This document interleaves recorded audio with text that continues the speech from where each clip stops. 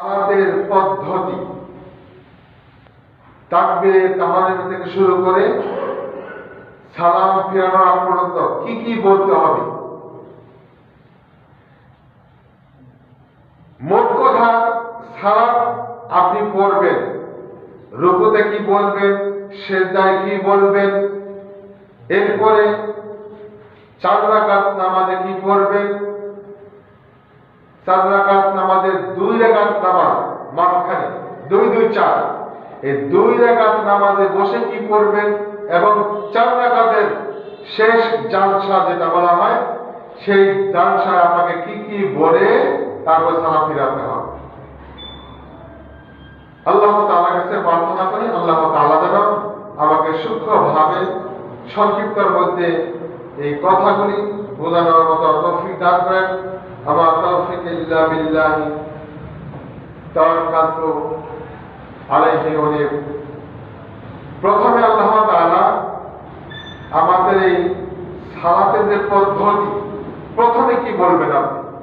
আমরা অনেকেই জান আমাদের দোয়া বলি, অনেকে যেখানে একটা কাপড় বিছিয়ে নামাজ পড়ি সেটাকে যা নামাজ মনে করে দোয়া পড়ে, এটা কতটুকু ঠিক?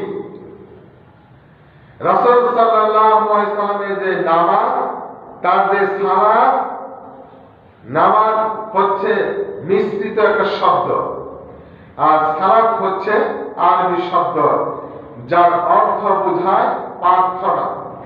আল্লাহ তাআলার কাছে প্রার্থনা, সালাতের পুরোটাই হচ্ছে প্রার্থনা। আপনি যখন সালাতে দাঁড়াবেন আপনার মনে মনে সংকল্প থাকবে, আমি এখন জুমার 2 রাকাত সালাত আদায় করব। আমি এখন আল্লাহ তাআলার সামনে দণ্ডায়মান হয়ে এতিম অসহায়ের মতো দাঁড়িয়ে, আমার কিছুই নাই এটাই ঠিক, আমার যে কিছুই নাই এই কথাই ঠিক। এখন যিনি আমাকে সৃষ্টি করেছেন, যিনি আমাকে এই সুন্দর আকৃতি দিয়েছেন, যিনি আমাকে শক্তি দিয়েছেন, যিনি আমাকে বিবেক বুদ্ধি দিয়েছেন, যিনি আমাকে 2টো চক্ষু দিয়েছেন দেখার মতো, দেখার জন্য, এবং অন্তর দিয়েছেন উপলব্ধি করার জন্য, ভালো মন্দ বিচার করার একটা বিবেক দিয়েছেন, সেই মহান রব্বুল আলামিনের সামনে আত্মসমর্পণ করছি। আত্মসমর্পণের মধ্য দিয়ে আমি আজকে জুমার 2 রাকাত সালাত আদায়ের উদ্দেশ্যে আল্লাহ তোমার সামনে দাঁড়িয়েছি কিবলামুখী হয়ে। এই যে একটা মনে মনে সংকল্প, মনে মনে সংকল্প করার নামই হচ্ছে নিয়াত। এই নিয়াত যদি আপনার ঠিক থাকে আমরা সালাত কবুল। তবে সালাত পড়া অবস্থায় আমার আপনার মন এদিক সেদিক হবে, এটাই ঠিক। আমার মন যাইতে পারে আমি সালাত করে বাড়িতে গিয়ে খেয়াল কাটবো, অথবা ঘাস কাটবো, অথবা বাজার যাবো, এরকম বিভিন্ন চিন্তা সালাতের মধ্যে আসতে পারে। যখনই আসবে তখনই ওই মনটাকে ঘুরিয়ে এনে আবার আল্লাহ তাআলার সামনে আপনি যে অবস্থায় রয়েছেন সেই তাসবিহটা মনে মনে পড়বেন, মনোযোগের সহিত পড়বেন, তাহলেই ফিরে আসবে। কেউ যদি বলে সালাত করা অবস্থায় আমার মন কোনো দিক যায় না, তাহলে ধরে নেবেন অবশ্যই সে মিথ্যা বলছে। যেখানে রাসূল বলেছেন সালাত করা অবস্থায় মন এদিক সেদিক যাইতে পারে, তবে ওটাকে ঘাড় করে এনে আবার ঠিক জায়গাতে বসাতে হবে। আমাকে মনে মনে কি করতে হবে? নিয়ত করতে হবে, আমি এখন জুমার 2 রাকাত সালাত আদায়ের উদ্দেশ্যে আল্লাহ তোমার সামনে দাঁড়িয়েছি কিবলামুখী হয়ে। নিয়ত আপনার হয়ে গেছে, আপনি বাড়ি থেকে আসেন নিয়ত করে আসেন, ওটাই তো নিয়ত হয়ে গেছে। এরপরে মনে মনে সংকল্প করার নাম হচ্ছে নিয়াত। এরপর আপনি কি বলবেন? একামত হয়ে গেছে। ফরজ সালাত ব্যতীত নফল সুন্নাত বলেন কোন একামত চলবে না, ফরজ ছাড়া একামত ছাড়া হবে না। 2টা কথা মনে রাখবেন, ফরজ সালাতে আপনি একাই পড়েন আর 10ই পড়েন, ফরজ সালাত মানেই হচ্ছে একামত দিতে হবে বাধ্যতামূলক। সুন্নত নফল তাহাজ্জুদে কোনো ইকামত হবে না। মহিলারা বললেও ফরজ সালাতে ইকামত দিতে হবে, অন্য কোনো সালাতে ইকামত হবে না। যখন মুয়াজ্জিন সাহেব ইকামত দিবেন তখন আপনি মনে মনে কি বলবেন?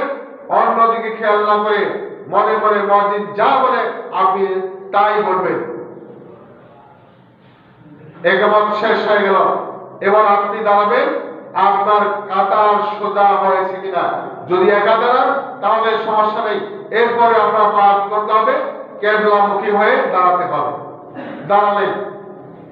আর যদি জামাতে পারেন তাহলে আপনার কাঁধের সাথে কাঁধ, পায়ের সাথে পা মিলাবেন, আপনার পা যেন আরেক ভাইয়ের পায়ের সাথে মিল থাকে, কাঁধা ঠিক বরাবর সোজা হয়ে যায়। হয়ে গেল। এবার ইমাম সাহেব তাকবীর দেবেন। এখানে একটি কথা আছে, কথা কি অনেকেই সূরা কিছুই জানেন না। আলহামদুলিল্লাহ সূরা পড়তো তার মুখস্থ নেই, সে কি করবেন? ইমাম সাহেবের সাথে সাথে পড়তে পারবেন সহিহ। তবে ভুল করে যেন আপনার শব্দটা ইমাম সাহেবের শব্দের আগে না হয়। এই জন্য উত্তম হলো কোনটা? ইমাম সাহেব বলছেন বিসমিল্লাহির রহমানির রহিম, আপনি এরপরে বলবেন। এটা হচ্ছে উত্তম, ওই পাপ থেকে বেঁচে থাকার জন্য। কেন? আপনার একটা শব্দ যদি ইমাম সাহেবের আগে হয়ে যায় তাহলে হাসরের ময়দানে কিয়ামতের দিন আপনার কি হবে? আপনার চেহারা হয়ে যাবে গাধার ন্যায়।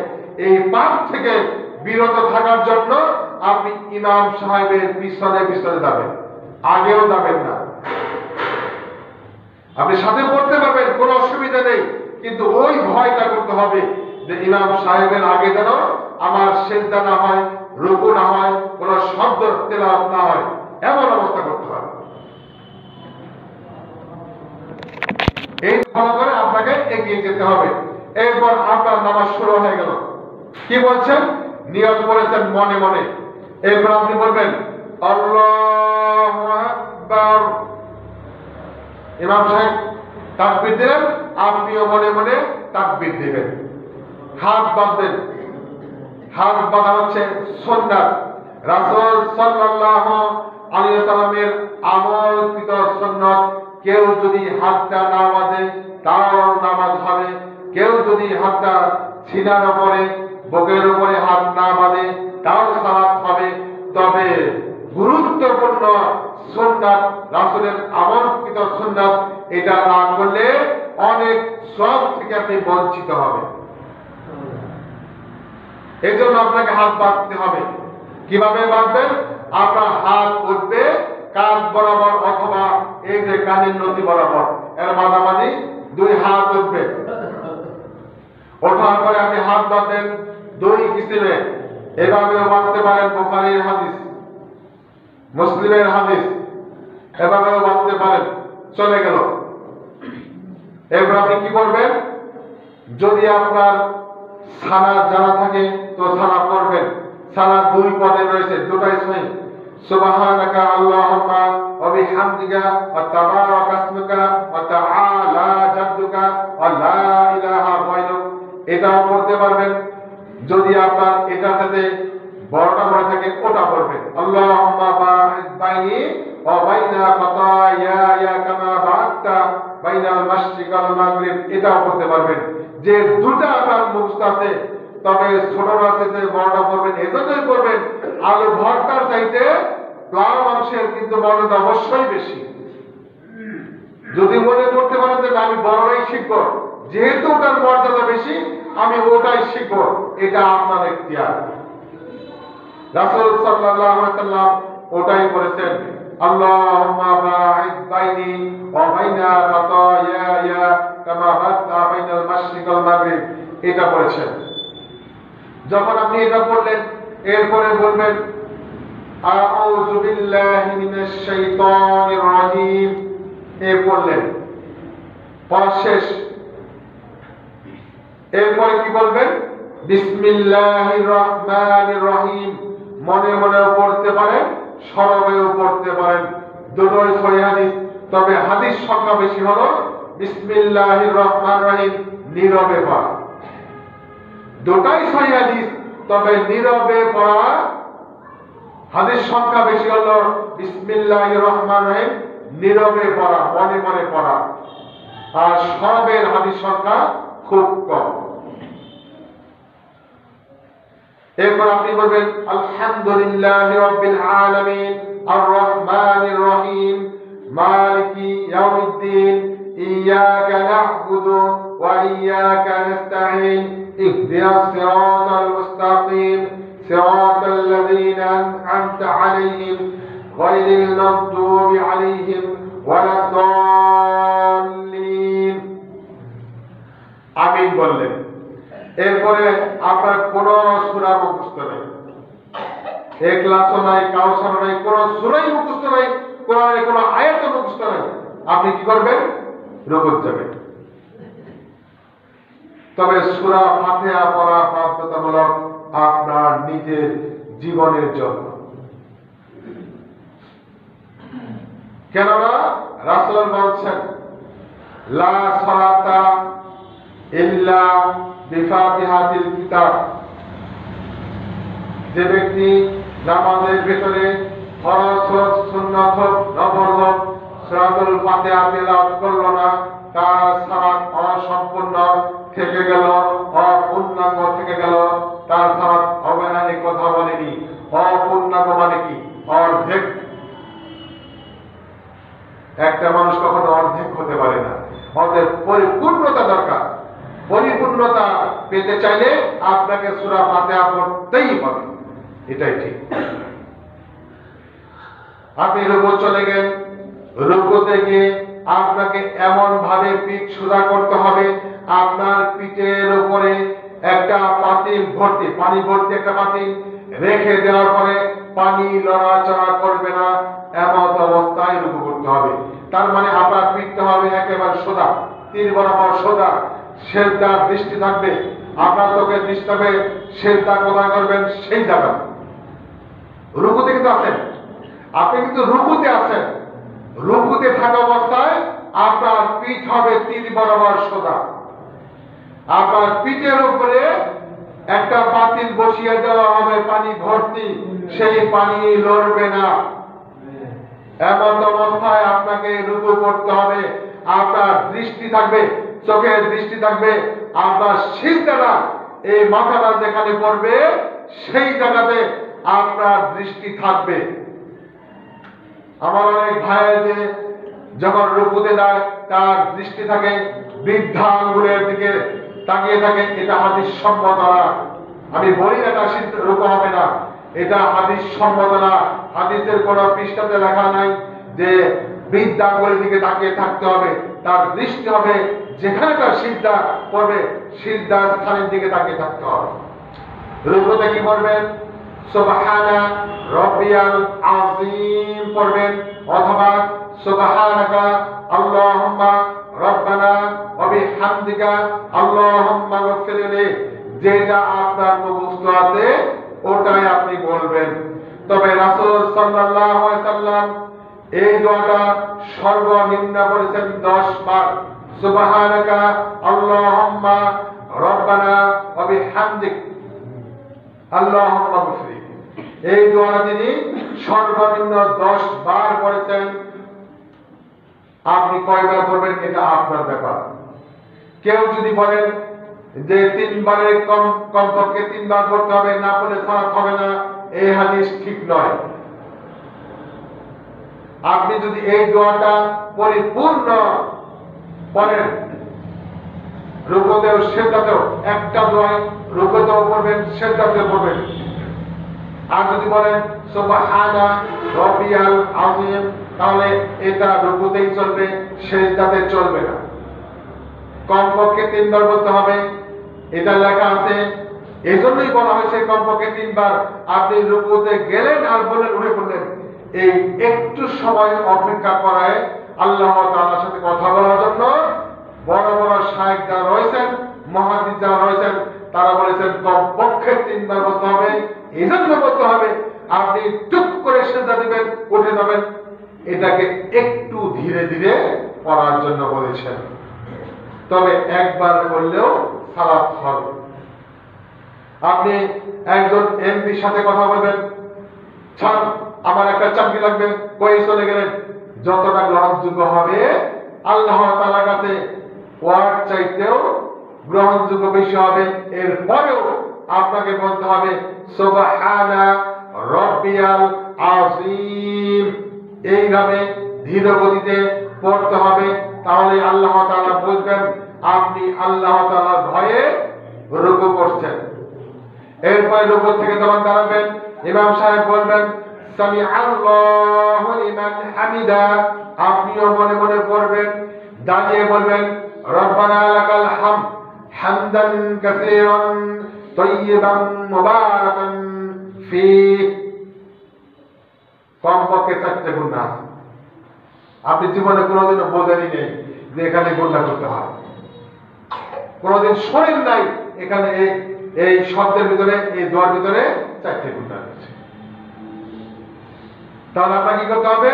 যখন ইমাম সাহেব বলবেন সামি আল্লাহু লিমান হামিদা বলবেন, তখন আপনিও মনে মনে বলবেন আর দাঁড়াবেন, তবে ইমাম সাহেবের আগে নয়, পিছনে। সাথে সাথে দাঁড়াতে পারবেন। যদি আগে উঠে যায়, এজন্য উত্তম হলো ইমাম সাহেব দাঁড়িয়ে যাবেন, তারপরে আপনি ধীরে গতিতে দাঁড়াবেন। দাঁড়িয়ে বলবেন রব্বানা লাকাল হামদ হামদান কাসীরান তাইয়িবান মুবারাকান ফীহ বললেন। এরপর আপনি কি করবেন? কমপক্ষে এই দোয়াটা পড়া যখন সময় লাগবে অতক্ষণ দাঁড়িয়ে থাকতে হবে। এবার আপনি আল্লাহু আকবার বলে সিজদাতে গেলেন। সিজদাতে গিয়ে কি বলবেন? সুবহানা রাব্বিয়াল আ'লা বললেন। কমপক্ষে 3 বার বলবেন। ওইভাবে বলবেন, একবার বললেও নামাজ হবে, তবে আল্লাহ তাআলার সাথে দীর্ঘ সময় কথা বলার যে চিন্তা চেতনা আছে, যে আশা করে আমি আল্লাহ তাআলার সাথে কথা বলবো, লম্বা সময় কথা বলবো, লম্বা সময় তার সাথে আমার কথা লেনদেন হবে, এটা জামাতে নয়, একাকী ভাবে। কেননা জামাতে যারা নামাজ পড়ে সেখানে বুড়ো মানুষ থাকে, ছোট মানুষ থাকে, অসুস্থ মানুষ থাকে, এরপরে বৃদ্ধা মা বোন থাকে, সেখানে অনেক মানুষ অসুস্থ থাকে, মুরব্বী থাকে, সব ধরনের লোক থাকে। এখানে একটা ফিক্সড সময় থাকবে, এই সময়ের ভিতরে সালাত শেষ করতে হবে। আপনার যদি ইচ্ছা হয় যে আমি দীর্ঘ সময় আল্লাহ তাআলার সাথে কথা বলবো, সেটা নফল নামাজে, সুন্নত নামাজে, একাকী নামাজে আপনি সারাদিন পড়েন, কোনো আপত্তি নেই। কিন্তু আপনি ইমাম সাহেব, আমি ইমাম সাহেব, আমার খুব ভালো লাগছে আল্লাহ তাআলার সাথে কথা বলতে, আমি কথা বলছি, আমার পিছনে যারা রয়েছেন তারা অনেক অসুস্থ, ছোট বাচ্চারা কান্নাকাটি করছে, এই দিক ফলো করে আমাকে নির্দিষ্ট সময়ের মধ্যেই সালাত শেষ করতে হবে, এটাই ঠিক।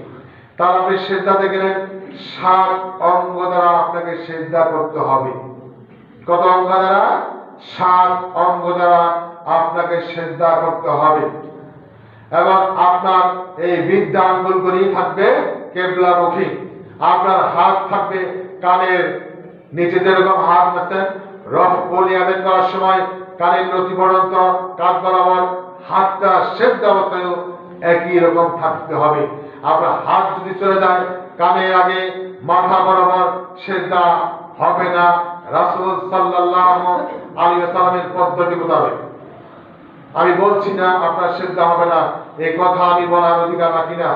আমি এই কথা বলছি রাসূল সাল্লাল্লাহু আলাইহি ওয়াসাল্লামের সিজদা হচ্ছে কানের নতি বরাবর, কাঁধ বরাবর, এত দূরে ধারটা আগিয়ে দেবেন, এরকম থাকবে। আপনার এই বগল দিয়ে একটা বকরির বাচ্চা চলাফেরা করতে পারবে এমন জায়গা থাকতে হবে। তাহলে আপনার সিজদাতেও পিঠটা তীর বরাবর থাকতে হবে, সোজা থাকতে হবে। গুসু গুসু ধরে নামাজ পড়বেন, এটা হবে না, এই নামাজ বাতিল বলে গণ্য হবে। মা বোনেরাও অনেক সময় সালাত করেন কিভাবে? 2 পা একেবারে লাগিয়ে দাঁড়ায়, কোন প্রকার ফাঁক রাখে না। অনেক পুরুষরাও এরকম কাজ যদি করে থাকেন, তাহলে সেখান থেকেও সাবধান থাকবেন। আপনার এই বডি যতটুকু পাশে রয়েছে, এই বডি অনুযায়ী আপনি দাঁড়াবেন। কেন দাঁড়াবেন?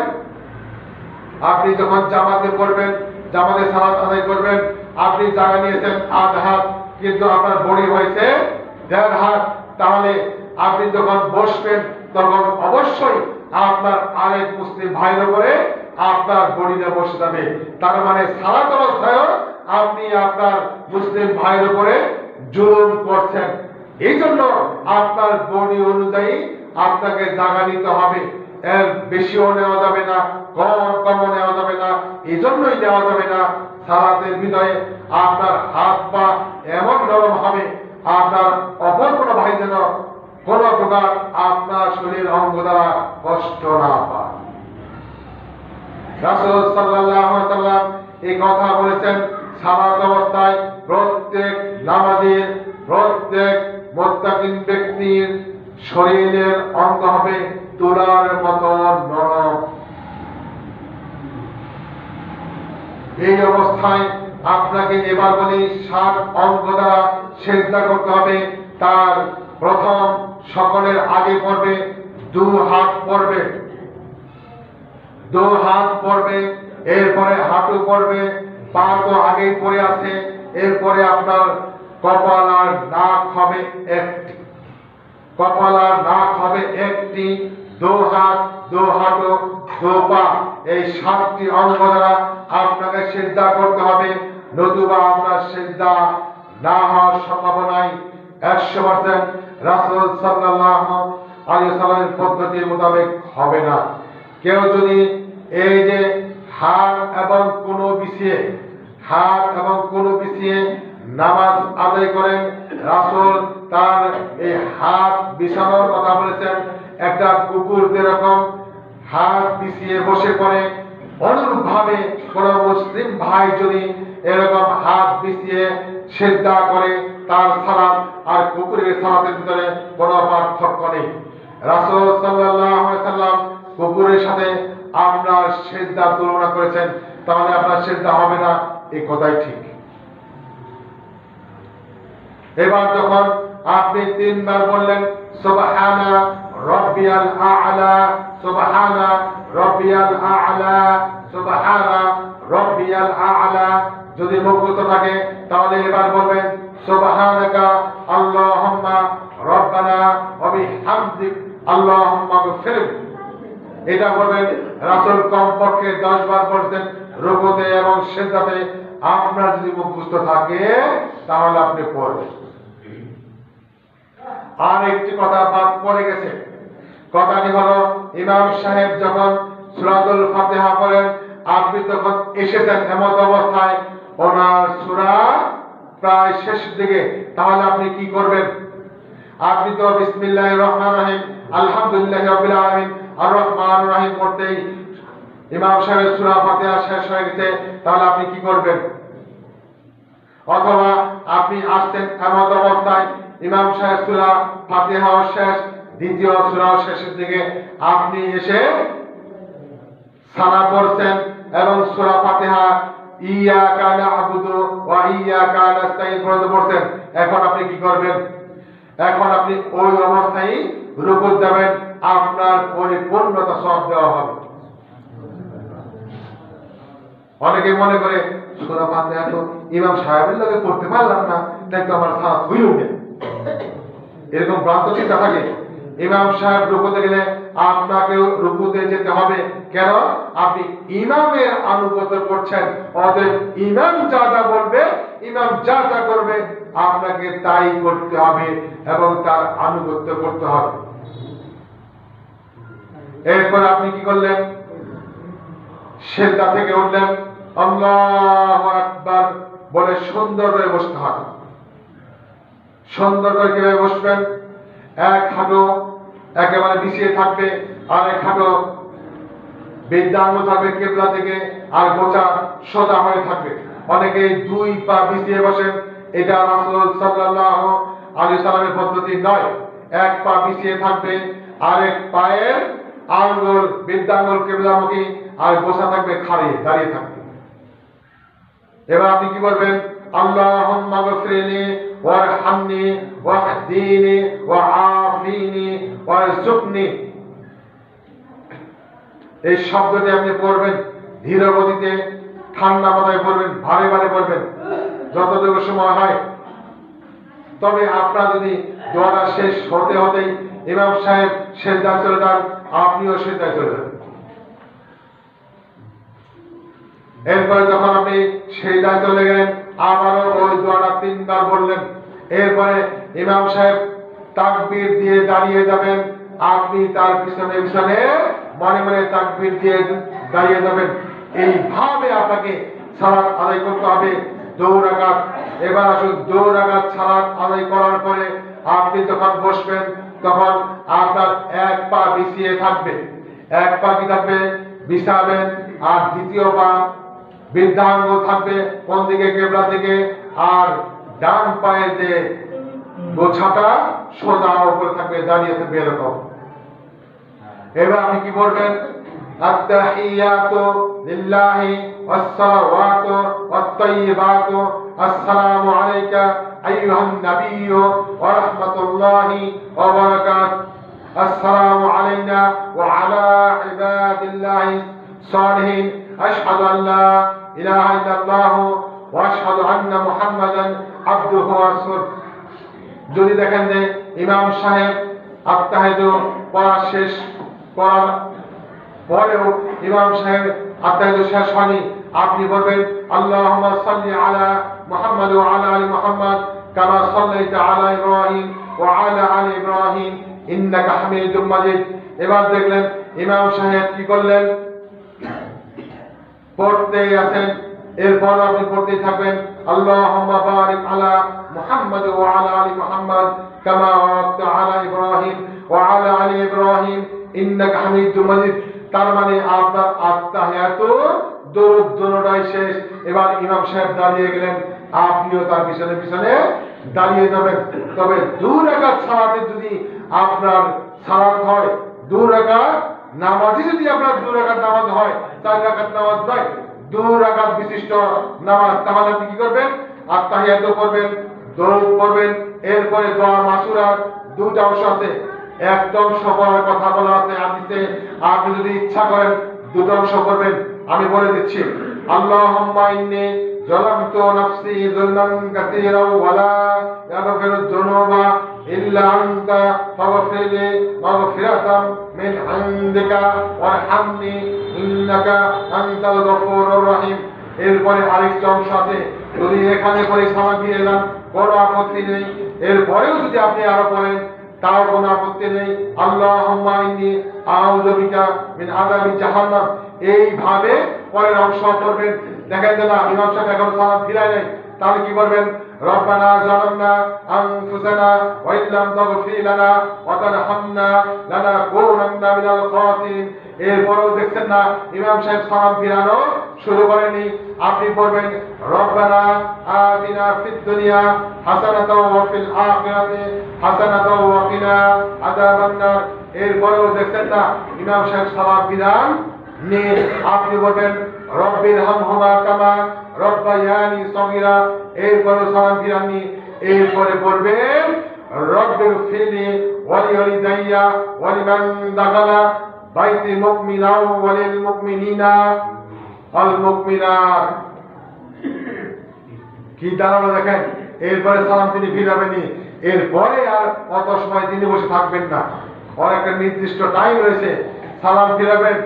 এর মানে এই হলো আপনার নিজের জন্য দোয়া করলেন, যেটা আদম আলাইহিস সালাম করেছিলেন, যেটা ইহকাল এবং পরকালের কল্যাণ। রব্বানা আতিনা ফিদ দুনিয়া হাসানাতাও ওয়া ফিল আখিরাতি হাসানাতাও ওয়া কিনা আযাবান নার।